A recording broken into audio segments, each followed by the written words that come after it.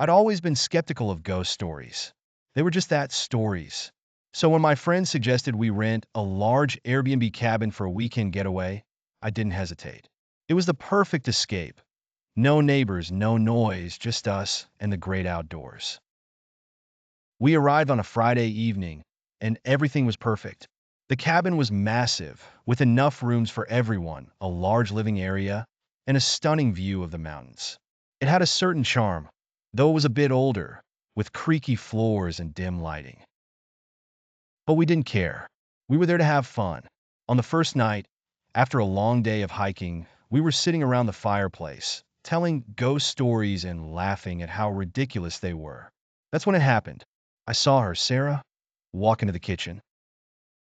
I thought nothing of it, assuming she was grabbing a drink. But then I heard Sarah's voice behind me, laughing at one of the jokes.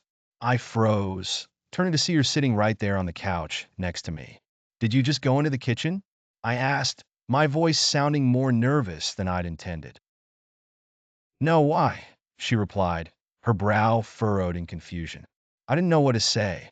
I could have sworn I saw her walk into the kitchen, but there she was sitting right next to me. That was the beginning. Throughout the weekend, strange things kept happening. We'd catch glimpses of each other in places we hadn't been. I saw my friend, Mark, standing by the front door one morning, only to find him still in bed when I went to check.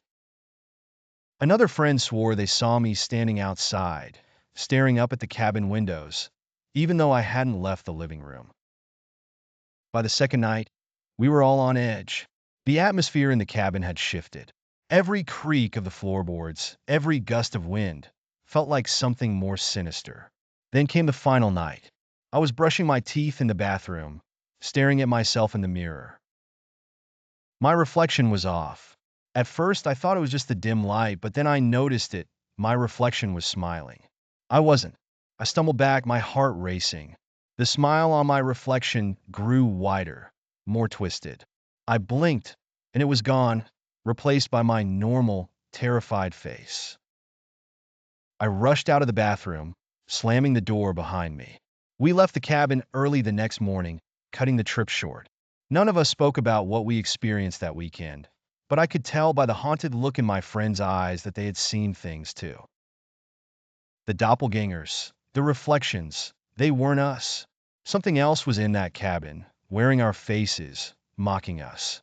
And I still can't shake the feeling that one day, I'll look in the mirror and see that twisted smile again.